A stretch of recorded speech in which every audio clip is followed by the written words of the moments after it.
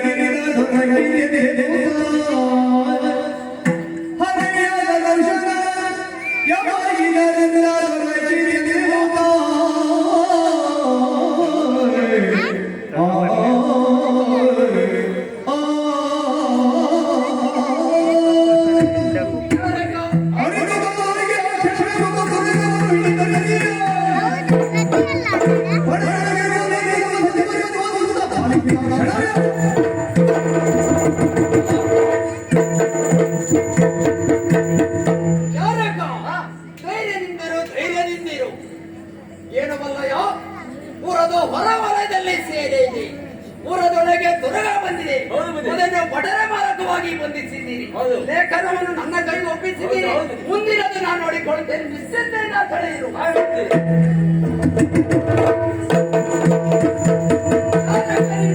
ಲೇಖನವನ್ನು ತಡಿಸಿದ ಹಾಗಾಯ್ತಲ್ಲ.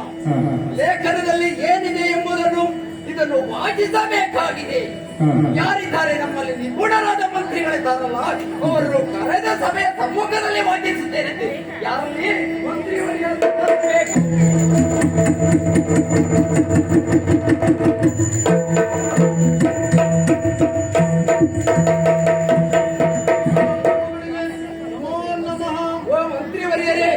ಅಮಾತ್ಯರನ್ನ ಬರ ಹೇಳಿ ಎಂದ ತಕ್ಷಣದಲ್ಲಿ ಒಂದು ನಿಂತವನಿದ್ದೇನೆ. ತಮ್ಮನ್ನು ಕರೆಸುವುದಕ್ಕೆ ಬಲವಾದ ಕಾರಣ ಕರೆಸಲು ಕಾರಣವಾದರೂ ಏನು? ತಮಗೆ ಇದುವರೆಗೆ ತಿಳಿದಿರಬಹುದು. ಪುರದ ಹೊರವಲಯದಲ್ಲಿ ಸೇನೆ ಬಂದಿದೆ, ಅಲ್ಲದೆ ಪುರದ ದ್ವಾರದ ಒಳಗೆ ತುರಗ ಬಂದಿದೆ. ತುರಗವನ್ನು ಪಡಲ ಬಂದಿ ಸಾರಿ ತಮಗೆ ತಿರಬಹುದಲ್ಲ. ತಿಳಿದಿದೆ. ಯಾರಕ್ಕನೋರ್ವರು ಲೇಖನವನ್ನು ನನ್ನ ಕೈಗೊಪ್ಪಿಸಿದ್ದಾರೆ. ಈ ಲೇಖನದಲ್ಲಿ ಏನಿದೆ ಎಂಬುದನ್ನು ಸಭೆಯ ಸಮ್ಮುಖದಲ್ಲಿ ತಾವು ವಾಚಿಸಬೇಕು.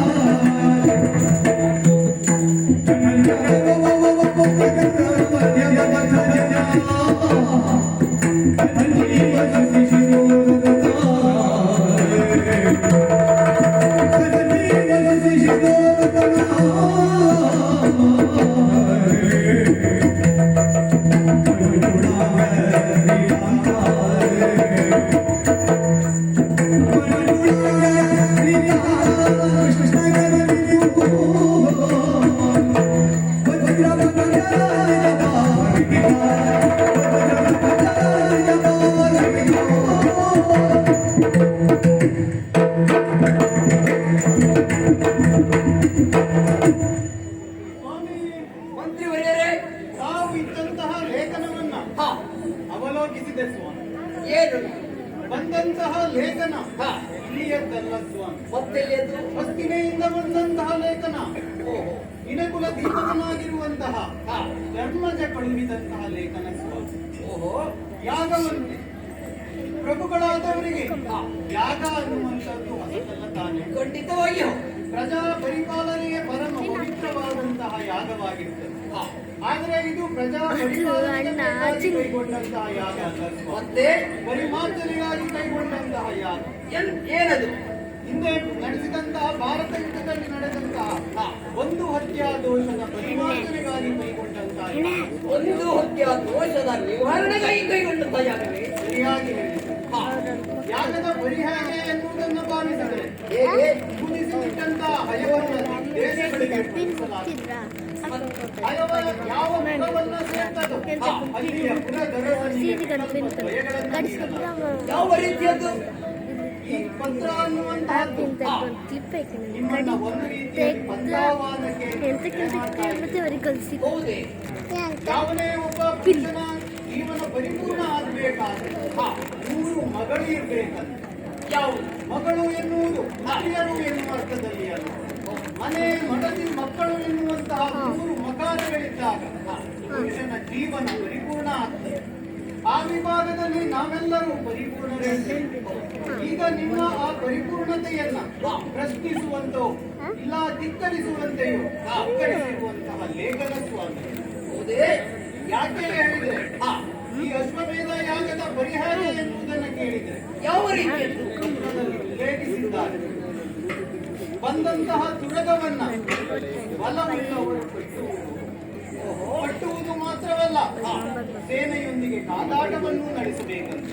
ಈ ರೀತಿ ಇನ್ನು ಬಲಹೀನರಾದವರು ಕಪ್ಪವನ್ನ ನೀಡುವುದರ ಜೊತೆಗೆ ಸೇನೆಯನ್ನು ಒಡಗೂಡಿಕೊಳ್ಳಬೇಕು ಎನ್ನುವುದಾಗಿ ಪತ್ರದಲ್ಲಿ ಉಲ್ಲೇಖಿಸಿದ್ದಾರೆ. ಹಾಗಾಗಿ ನಿಮ್ಮ ಮುಂದಿನ ಆಯ್ಕೆಯಾದ್ರೂ ಏನು? ಈಗ ಸದನವೋ ಓ ಮಂತ್ರಿಗ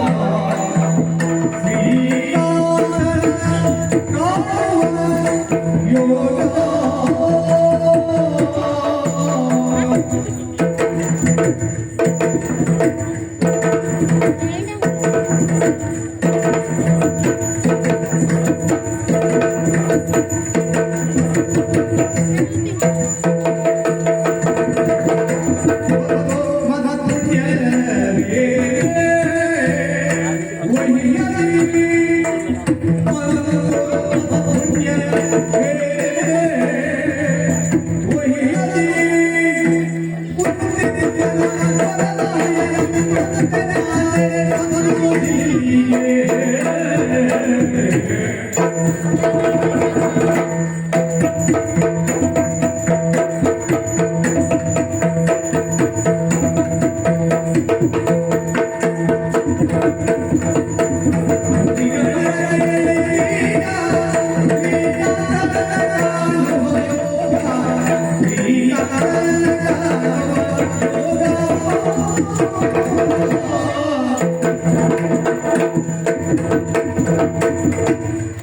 ಓ ಮಂತ್ರಿಗಳೇ, ತಾವು ಲೇಖನವನ್ನು ಸಭೆಯ ಸಮ್ಮುಖದಲ್ಲಿ ವಾಚಿಸಿದ್ದೀರಿ.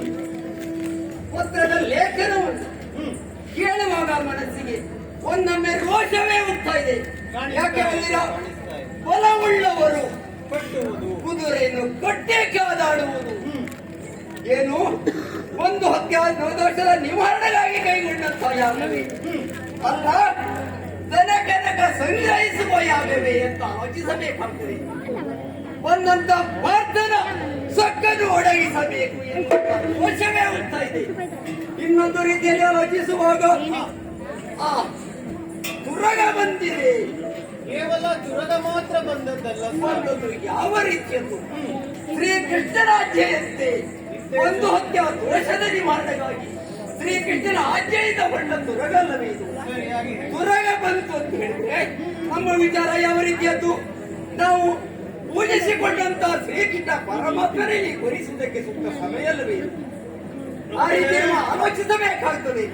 ಪ್ರಭುಗಳೇ, ಹಾ, ನಿಮ್ಮ ಮುಖವನ್ನ ನೋಡುವಾಗ ಹೌದು. ಮಿಶ್ರ ಭಾವ ಅನ್ನುವಂತಹದ್ದು ನನಗೆ ವ್ಯಕ್ತವಾಗ್ತಾ ಇದೆ ಸ್ವಾಮಿ. ಹೌದು, ಒಮ್ಮೆ ನೋಡಿದಾಗ ಮುಖದಲ್ಲಿ ರೋಷಾವೇಶ, ರೋಷವೇ ಉಂಟಾ ಇದೆ. ಪ್ರಾರ್ಥನೆ ಎಣಿಸುವಾಗ ಹಾಗೆ ಶ್ರೀಕೃಷ್ಣನನ್ನ ನೆನಪಿಸಿಕೊಂಡ ಮಾತ್ರಕ್ಕೆ ತುರಗ ಬಂತು ಅಂತ ಹೇಳಿದ್ರೆ ಶ್ರೀಕೃಷ್ಣನು ಬಂದ ಹಾಗೆ ಅಂತ ಭಾವಿಸ್ತಾ ಇದ್ದೇನೆ ನಾನು. ಶ್ರೀಕೃಷ್ಣನು ಭರಿಸುವುದಕ್ಕೆ ಇದು ಸೂಕ್ತ ಸಮಯ ಅಂತ ಭಾವಿಸಿ ಆಲೋಚಿಸ್ತಾ ಇದ್ದೇನೆ. ಪ್ರಭುಗಳೇ, ನಿಮ್ಮ ಯೋಚನೆ ಏನು ಅನ್ನುವುದನ್ನು ನಾನು ತಕ್ಷಣಕ್ಕೆ ಅರ್ಥೈಸಿಕೊಂಡವರಂತೆ.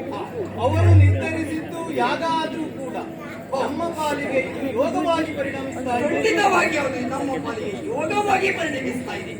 ಒಂದೊಮ್ಮೆ ನಾವು ಪೂಜಿಸಿಕೊಂಡಿರುವಂತಹ ಆ ಹಾಗೆಯೇ ಇಲ್ಲಿಯವರೆಗಾಗಿ ಬರ್ತಾನೆ ಹೇಳಿದ್ರೆ ಒಂದು ವೇಳೆ ಬರ್ತಾನೆ, ಇಲ್ಲದಿದ್ದರೆ ಭರಿಸುವುದಕ್ಕೆ ಇದು ಸಮಯ ಅಂತ ಆಲೋಚಿಸ್ತಾ ಇದ್ದೇನೆ. ಒಂದೊಮ್ಮೆ ಹರಿಯೇ ಇಲ್ಲಿವರೆಗಾಗಿ ಪಾದವನ್ನ ಬೆಳೆಸ್ತಾನೆ ಅಂತ ಆದ್ರೆ ಭರಿಸುವುದಕ್ಕೆ ಇದು ಸೂಕ್ತ ಕಾಲ. ನಿಮ್ಮ ಮುಂದಿನ ನಡೆಯಾದ್ರೂ ಏನು ಸ್ವಾಮಿ?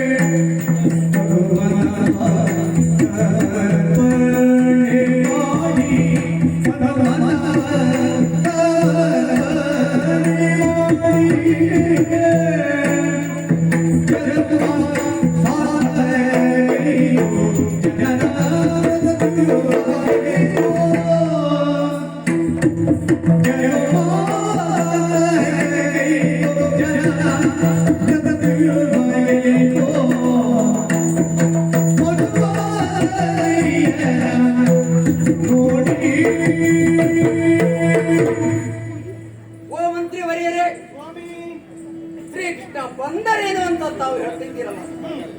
ನಾವು ಇದುವರೆಗೆ ಆ ಶ್ರೀಹರಿಯನ್ನೇ ಪೂಜಿಸಿಕೊಂಡು ಬಂದವರು.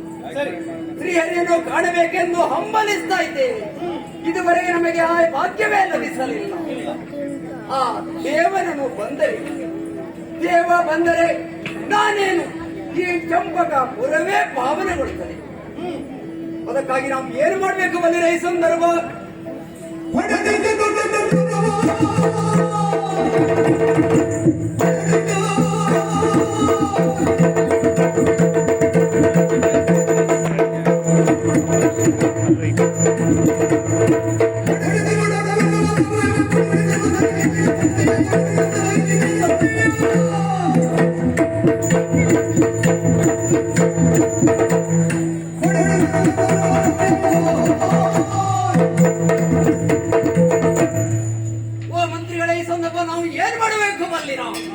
ಯುದ್ಧವೇ ಬದ್ಧ ಎಂದು ನಿರ್ಣಯಿಸಬೇಕು. ಬಂದಿರುವಂತಹ ಪಾರ್ಥರನ್ನು ಎದುರಿಸಬೇಕು. ಆವಾಗ ಶ್ರೀಹರಿಯನ್ನು ಕಾಣಬಹುದು. ಅದಕ್ಕಾಗಿ ತಾವು ಏನ್ ಮಾಡ್ಬೇಕು ಬಲ್ಲಿ ನಾವು ಇಷ್ಟು ವರ್ಷಗಳಿಂದಲೂ ಕೂಡ ಪೂಜಿಸಿಕೊಂಡು ಬಂದಿದ್ರು ಶ್ರೀಹರಿಯೇ ಪೂಜಿತ ಅನ್ನುವಂತಹದ್ದು ನಮ್ಮ ಕಾಣುವಂತವಾಗಿ ನಮ್ಮ ಬಾರಿಗೆ ಲಭಿಸಲಿಲ್ಲ. ಈ ಪ್ರಕರಣದ ಕುರಿತಾಗಿ ನಿಮ್ಮ ನಿಲುವೇನು ಒಲವೇನು ಅನ್ನುವುದನ್ನು ಅರ್ಥೈಸಿಕೊಂಡವನು ನಾನಿದ್ದೇನೆ. ಆ ಪಾರ್ಥನೆನ್ನುವ ಮೂಗನ್ನ ಎಳೆತೀರಿ ಅಂತಾದ್ರೆ ಆ ಹರಿ ಎನ್ನುವಂತಹ ಮುಖದ ದರ್ಶನ ನಮ್ಮ ಪಾಲಿಗೆ ಇಲ್ಲಿವರೆಗೆ ಆಗ್ತದೆ ಅಂತ ಭಾವಿಸುತ್ತೇವೆ. ಕೇವಲ ನಮ್ಮಿರುವವರಿಗೆ ಮಾತ್ರ ಆಗುವುದಲ್ಲದೆ ಈ ಚಂಪಕ ನಗರಕ್ಕೆ ನಗರದ ಪುಣ್ಯವೇ ಲಭಿಸಬೇಕು. ಹಾಗಂತ ಆ ಕೆಲಸ ಅನ್ನುವುದು ಅಷ್ಟು ಸಲೀಸಾಗಿ ನಡೀತದ ಹೇಳಿ ಸ್ವಾಮಿ. ತಾವು ಯಾಕೆ ಅಂದ್ರೆ ಬಂದವನು ಸಾಮಾನ್ಯನಲ್ಲ, ಪಾರ್ಥ ಬಂದಿದ್ದಾನೆ. ಅತುಲ ಸೇನಾ ಬಲಾನ್ವಿತನಾದಂತಹ ಪಾರ್ಥನ ಸೇನೆಯನ್ನ ಎದುರಿಸಲಿಕ್ಕೆ ನಮಗೆ ಸಾಧ್ಯವಾದೀತೆ ಹೇಳಿ ಸ್ವಾಮಿ. ಓ ಮಂತ್ರಿಗಳೇ, ಪಾರ್ಥನನ್ನು ಎದುರಿಸುವುದು ನಮಗೇನು ಬಹಳ ಕಷ್ಟವಲ್ಲ. ನಮಗೆ ಬೇಕಾಗಿದ್ದೇನು ಪಾರ್ಥನನ್ನು ದೂರದಲ್ಲೇ ಕೆಡವಿ ಶ್ರೀ ಕೃಷ್ಣನನ್ನು ಭರಿಸುವುದೇ ಉದ್ದೇಶ. ಅದಕ್ಕಾಗಿ ನಾನು ಮಾತ್ರವಲ್ಲ, ಚಂಪಕಪುರದವರೆಲ್ಲರೂ ಹರಿಯ ದರ್ಶನವನ್ನು ಕಾಣಬೇಕು. ಅದಕ್ಕಾಗಿ ನಾವು ಊರುಗಳಲ್ಲಿ ಕೇರಿಗಳನ್ನು ಸಾಯಬೇಕು. ಎಲ್ಲರೂ ಯುದ್ಧಕ್ಕಾಗಿ ಬರಬೇಕು. ಅವರ ನಡೆ ಹೋರಾಡುವುದಕ್ಕಲ್ಲ, ಹರಿಯ ದರ್ಶನ ಪಡೆಯುವುದಕ್ಕಾಗಿ. ಅದಕ್ಕಾಗಿ ತಡ ಮಾಡಬೇಡಿ, ಡಂಗುರ ಸಾರಿಗೆ ಊರಿನಲ್ಲಿ. ಸ್ವಾಮಿ, ಹೆಂಡತಿ ಮಕ್ಕಳು ಎನ್ನುವಂತಹ ಮಮಕಾರದಿಂದ ಈ ಯುದ್ಧದಲ್ಲಿ ಜನ ಹಿಂದುಳಿತಾರೆ ಅಂತ ಆದ್ರೆ ಅದಕ್ಕೆ ಪರಿಹಾರ ಏನು ಸ್ವಾಮಿ? ಓ ಮಂತ್ರಿಗಳೇ, ಒಂದೊಮ್ಮೆ ಮೊಡದಿ ಮಕ್ಕಳೆಂಬ ಮಮತೆಯಿಂದ ಯುದ್ಧಕ್ಕೆ ಹೆದರಿ ಹಿಂದುಳಿತಾರೆ. ಅದಕ್ಕೆ ಹೆದರಬೇಡಿ. ಏನು ಯುದ್ಧಕ್ಕೆ ಹೋದವರಿಂದ ಬರ್ತಾರೆ ಎನ್ನುವಂತ ಹೆದರಿ ಹಿಂದೆ ಅಡಗಿ ಕುಳಿತಿರಬಹುದು. ಅದಕ್ಕೆ ಆಸ್ಪದ ಕೊಡಬೇಡಿ. ನಮ್ಮ ರಾಜಮಂಡಲದಲ್ಲಿ ಬೇಕಾದಷ್ಟು ದನ ಕನಕದ್ರವ್ಯ ಇದೆ. ಕೇಳಿದಷ್ಟು ಅವರಿಗೆ ಬೇಕಾದಷ್ಟು ದನ ಕನಕ ದ್ರವ್ಯವನ್ನು ನೀಡಿ ಯುದ್ಧಕ್ಕೆ ಸಿದ್ಧರಾಗುವಂತೆ ನಾವು ಹೇಳಬೇಕಾಗಿದೆ. ಆಸೆ ಇರುವವರಿಗೆ ಆಮಿಷವನ್ನೇನೋ ಕೊಡಬಹುದು ಸ್ವಾಮಿ. ಅದಕ್ಕೂ ಮಿಗಿಲಾಗಿ ನಿಮ್ಮ ಆಣತಿಯನ್ನ ಧಿಕ್ಕರಿಸ್ತಾರೆ ಅಂತ. ನನ್ನ ಆಜ್ಞೆಯನ್ನು ಧಿಕ್ಕರಿಸಿ ಅವರಿಗಾವ ಶಿಕ್ಷೆಯನ್ನ ನನ್ನ ಆಜ್ಞೆಯನ್ನು ಧಿಕ್ಕರಿಸಿ ದನ ಕನಕ ದ್ರವ್ಯವನ್ನು ಪಡೆದು ಒಂದೊಮ್ಮೆ ಹಿಂದುಳಿದರಂತಾದ್ರೆ ಅವರನ್ನು ನಾನು ಪ್ರಜೆ ಪುತ್ರನೆನ್ನುವಂತಹ ವ್ಯಾಮೋಹವನ್ನು ತೋರಿಸಲಾರೆ. ಕಠಿಣ ಶಿಕ್ಷೆಗೆ ಒಳಪಡಿಸ್ತೇನೆ. ಯಾವ ರೀತಿ ಮಲ್ಲಿರೋ ಕುದಿಯುತ್ತಿರುವಂತಹ ತೈಲ ಒಬ್ಬರಿಗೆ ಅವರನ್ನು ಹಾಕಿಸ್ತೇನೆ. ಇದು ಹಂಸಧ್ವಜನ ಆಜ್ಞೆ. ಇದಕ್ಕಾಗಿ ತಡ ಮಾಡಬೇಡಿ. ಕೇರಿಗಳಲ್ಲಿ ಊರುಗಳಲ್ಲಿ ತಾವು ಡಂಗರವನ್ನು ಸಾರಿ ತಡ ಮಾಡಬೇಡಿ.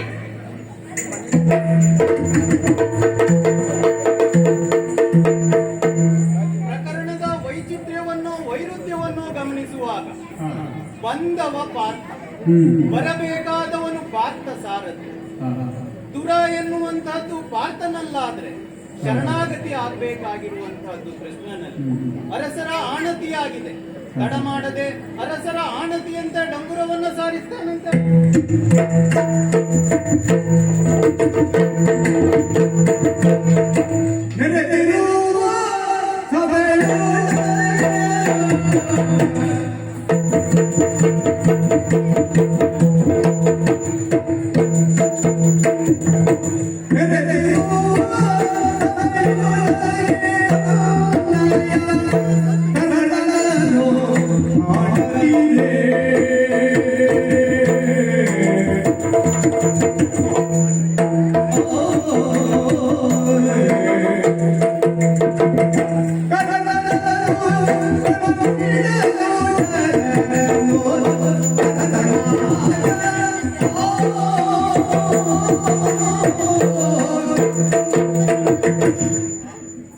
ಎಲ್ಲರೂ ಸೇರಿದ್ದಾರೆ ಸಭೆಯಲ್ಲಿ. ಬಹಳ ಸಂತೋಷವಾಗಿದೆ.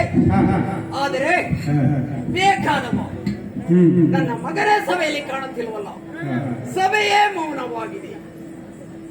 ಆಕಾಶದಲ್ಲಿ ಸಾವಿರಾರು ನಕ್ಷತ್ರಗಳ ತನ್ಮಧ್ಯದಲ್ಲಿ ಪೌರ್ಣಿಮೆ ಚಂದ್ರನಂತೆ ಶೋಭಿಸುತ್ತಿರುವಂತಹ ನನ್ನ ಮಗನಾದ ಸುಧರ್ವನ ಸಭೆಯಲ್ಲಿ ಕಾಣುತ್ತಿಲ್ವಲ್ಲ. ಅವನಿಗೆ ಈ ಸಂದರ್ಭ ಸೇನಾದಿ ಪಟ್ಟವನ್ನು ವಹಿಸಬೇಕೆಂದು ನಿರ್ಧರಿಸಿದವನು. ಆದರೆ ಸಭೆಯಲ್ಲಿ ನನ್ನ ಮಗನಾದ ಸುಧರ್ವನ ಕಾಣುತ್ತಿಲ್ವಲ್ಲ. ಯಾರಲ್ಲಿ ಮಗನಂತ ಸುಧರ್ವನ ಆದಷ್ಟು ಬೇಗ ಸಭೆಗೆ ಬರ ಹೇಳಿ.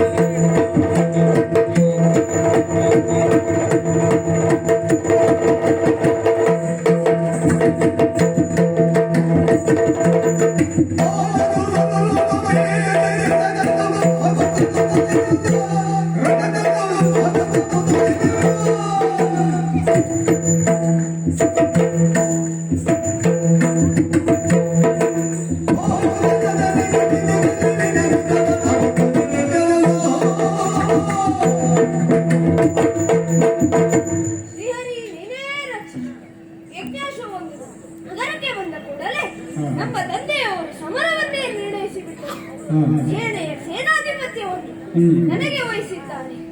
ಶ್ರೀಕೃಷ್ಣನನ್ನು ಕಣ್ಣಾರೆ ಕಾಣುವ ಸೌಭಾಗ್ಯ ನನ್ನ ಪಾಲಿಗೆ ಲಭಿಸಿದೆ. ಇಂತಹ ಅದೃಷ್ಟವಂತರು ಲೇಲೆ ಮತ್ತೆ ಯಾರು ಇರಲಿಕ್ಕಿಲ್ಲ. ತಂದೆಯಿಂದ ಆಶೀರ್ವಾದವನ್ನು ಪಡೆದ ಹಾಗಾಯಿತು. ತಾಯಿಯ ಆಶೀರ್ವಾದವನ್ನು ಪಡೆಯುವುದಕ್ಕಾಗಿ ಅತ್ತ ಸಾಗುತ್ತೇನೆ.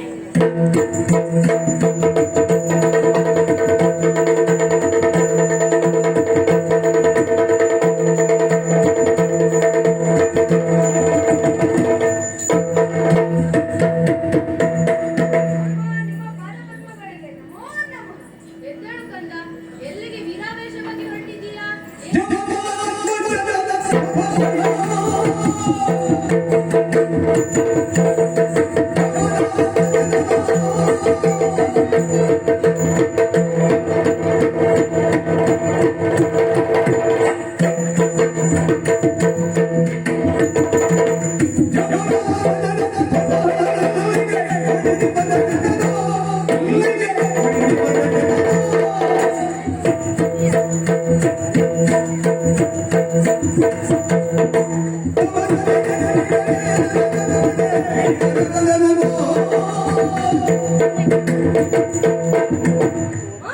ಭರತಖಂಡದ ಉತ್ತರದ ಎತ್ತರದ ಮನೆತನ ಚಂದ್ರವಂಶ ಅದನ್ನಾಳುವ ದೊರೆ ಧರ್ಮರಾಯ ಒಂದು ಹೊತ್ತಿಯ ದೋಷ ಪರಿಹಾರಕ್ಕಾಗಿ ಅಗ್ನಿಕೃಷ್ಣನ ಅಶ್ವಮೇಧ ಎನ್ನುವ ಕೃತವನ್ನು ಕೈಗೊಂಡಿದ್ದಾನೆ.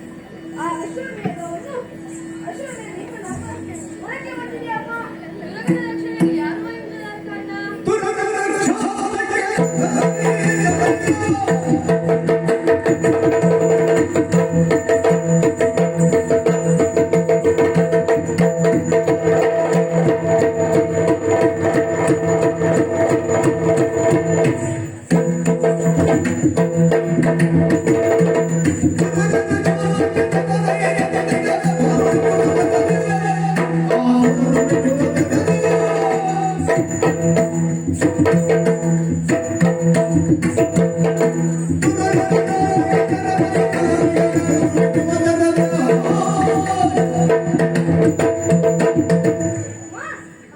ರಕ್ಷಣೆಗೆ ಪ್ರತಿಯಲ್ಲೇ ಪ್ರತಿ ಇಲ್ಲದ ಪ್ರತಾಪಿ ಭಾರತ ಬಂದಿದ್ದಾನೆ. ಅವನೊಡನೆ ಹೋರಾಟ ಮಾಡಲು ನನ್ನನ್ನು ಕರುಣಿಸಿಕೊಳ್ಳಪ್ಪ. ಮತ್ತೆ ಕಳಿಸಿದರೆ ಏನು ಮಾಡುತ್ತೀಯ ಕಂದ?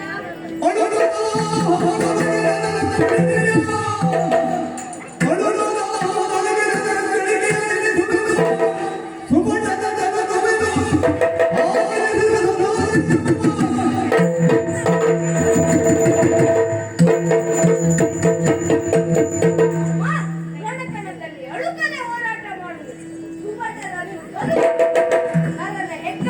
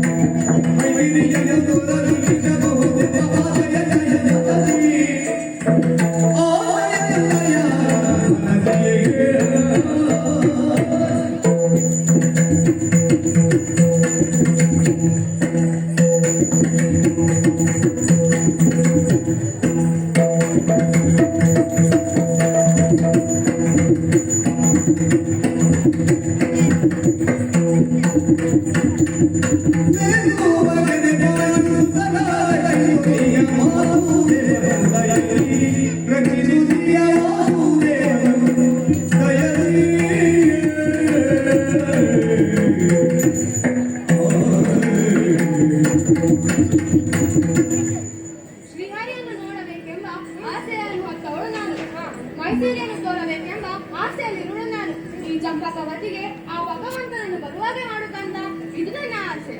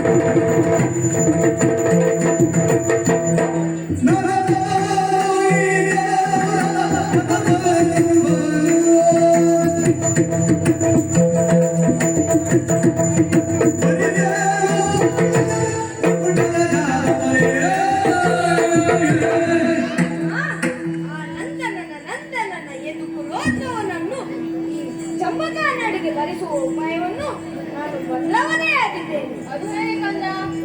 ಅರ್ಜುನನನ್ನು ರಣಕಣದಲ್ಲಿ ಸೋಲಿಸಿದಾಗ ಆ ಹಣನು ನನ್ನನ್ನು ಖಂಡಿತ ಬರುತ್ತಾನೆ ಅಮ್ಮ.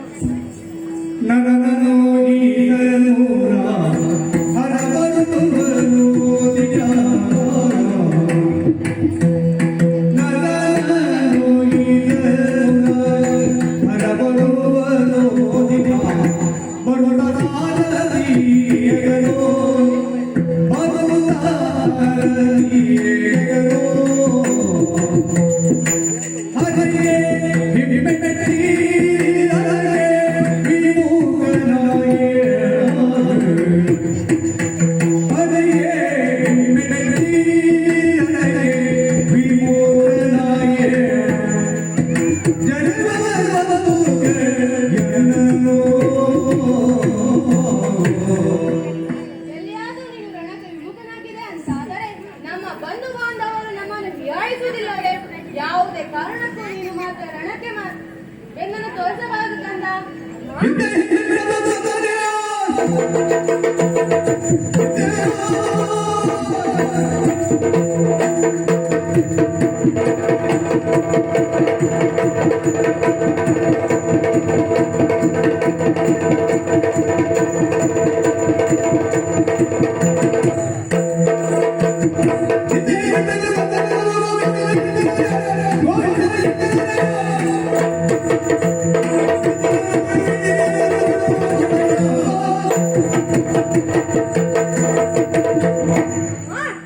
ತಾಯಿಯ ಒಡಲು ಅಮೃತದ ಕಡಲು ಎಂಬಂತೆ ನಿಮ್ಮ ಸುಗರ್ಭದಲ್ಲಿ ಜನಿಸಿದವನು ನಾನು. ಅಡಿಯ ಮುಂದಿಡೆ ಸ್ವರ್ಗ, ಅಡಿಯ ಹಿಂದಿಡೆ ನರಕ, ಅಡಿಯ ಸಮೇತದ ಫಲ ಎಂಬಂತೆ ಯಾವ ಕಾಲಕ್ಕೂ ನರಕದಲ್ಲಿ ಮುಖನಾಗುವ ಪ್ರಶ್ನೆ ಇಲ್ಲಮ್ಮ. ನನ್ನನ್ನು ಹರಿಸಿಕೊಳ್ಳು. ಜಯಶಾಲಿಯಾಗಿ ಬಾ ಮಗನೇ, ನಿನಗೆ ಮಂಗಳವಾಗಲಿ.